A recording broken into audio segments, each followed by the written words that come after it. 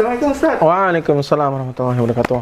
Maaf ya, silakan duduk. Masya Allah. Gimana Ustaz, kabarnya sehat? Alhamdulillah sehat. Semoga Allah senantiasa menjaga kita semua. Amin insyaallah. Ini tumben nih, dari mana? Iya nih Ustaz, dari rumah sengaja mampir ke Ustaz untuk silaturahmi.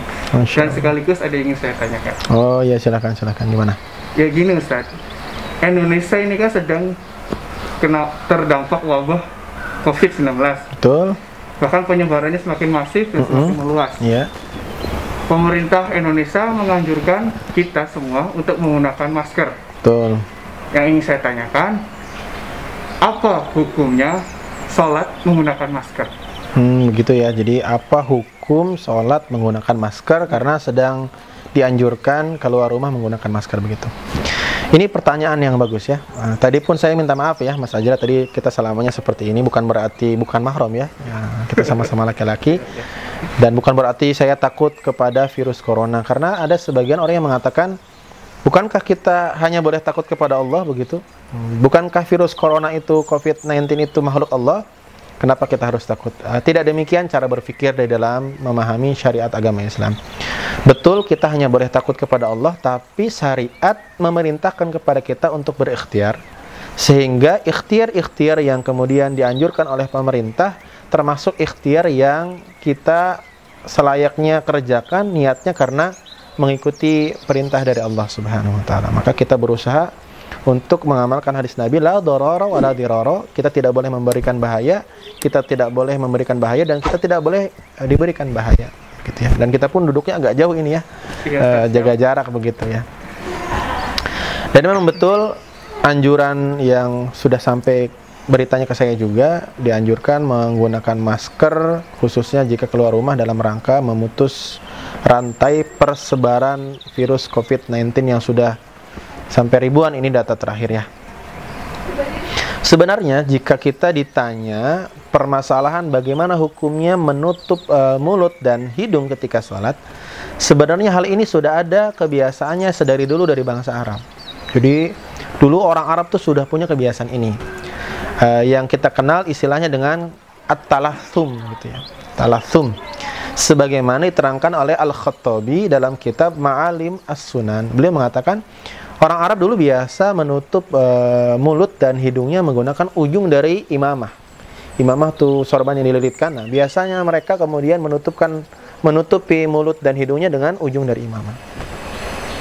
Dan jika ditanya apa sih hukumnya menutup mulut dan hidung ketika sholat, mayoritas ulama mengatakan hukum asalnya adalah makruh atau dibenci lah, sesuatu yang tidak selayaknya dikerjakan tanpa ada kebutuhan.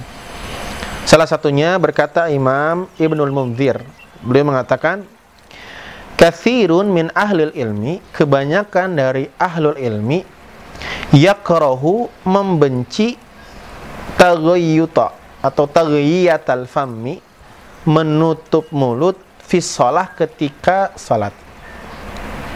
Dan beliau mengatakan salah satu yang berpendapat makruhnya menutup mulut ketika salat di kalangan para sahabat seperti Ibnu Umar, Abu Hurairah radhiyallahu anhuma, atau di kalangan tabi'in Imam Atha, Imam Asy-Sya'bi, An-Nakhai, dan ulama-ulama yang lain. Dan pendapat ini juga didukung oleh ulama muhaqqiq mazhab Syafi'i yang kita kenal mazhab yang paling banyak dianut di Indonesia. Kebanyakan kita warga Indonesia itu bermazhab Syafi'iyah. Dalam kitab Al-Majmu' Syarhul Muhadzabnya Imam Nawawi mengatakan, dibenci seseorang yang sholat dalam keadaan menutup mulut. Nah, salah satu dalil yang dipakai oleh para ulama, kenapa sih para ulama memakruhkan? Salah satunya ada hadis dari Nabi nih Mas Ajra. Hadisnya riwayat Ibnu Majah dan dihasankan oleh Imam Al-Albani. Abu Hurairah radhiyallahu an berkata, naha Rasulullah sallallahu alaihi wasallam, Rasulullah sallallahu alaihi wasallam melarang seseorang menutup mulutnya fi shalah, ketika salat. Dari hadis ini para ulama menyimpulkan hukum asal dari menutup mulut dan hidung ketika salat adalah sesuatu yang dibenci, sesuatu yang tidak selayaknya dikerjakan karena makruh. Akan tetapi kasusnya menjadi berbeda, hukumnya menjadi berbeda jika menutup mulut ini ketika sholat dibutuhkan, ada hajat untuk itu.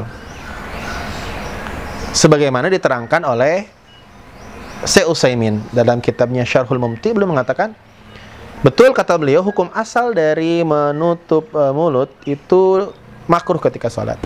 Tetapi ketika dibutuhkan, misalnya bersin, atau ada bau yang tidak sedap yang menyengat ketika sholat sehingga mengganggu nih, bau apapun, maka diizinkan untuk menutup mulut ketika sholat. Hukum makruhnya menjadi hilang. Salah satu dalil yang digunakan, bahkan Rasulullah SAW bersabda dalam hadis riwayat Imam Muslim, "Idza tasa'aba ahadukum," ketika di antara kalian ada yang hendak menguap.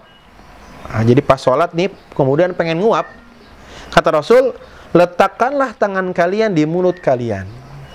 Fa inna syaitan yadkhul, karena setan akan masuk ketika ada orang sholat kemudian menguap, dibiarkan terbuka, setannya masuk. Maka kata Rasul, tutuplah mulut kalian dengan tangan. Dalam hadis ini justru Rasul memerintahkan menutup mulut dengan tangan. Berarti ada kondisi di mana menutup mulut ini yang tadinya makruh secara hukum asal menjadi tidak apa-apa, menjadi sesuatu yang tidak dibenci karena ada kebutuhan di sana. Lantas pertanyaannya, bagaimana kasusnya jika alasan menutup mulut dan hidung menggunakan masker ini karena ingin menghindari persebaran virus COVID-19 sebagaimana diperintahkan oleh pemerintah Indonesia? Lebih-lebih ini, maka kebutuhan menghindari kemudaratan virus ini lebih besar daripada kebutuhan menguap atau bau-bau yang tidak enak.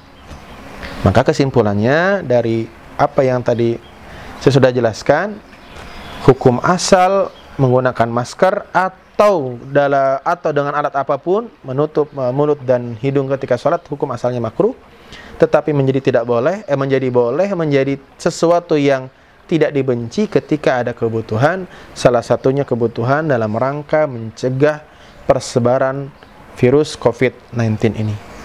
Maka jika ada yang bertanya nanti ke Mas Azra, bagaimana hukum sholat menggunakan masker? Jawabannya tidak apa-apa, karena ada kebutuhan di sana, kebutuhan yang darurat bahkan terkait nyawa manusia, yaitu dalam rangka menghindari persebaran virus COVID-19.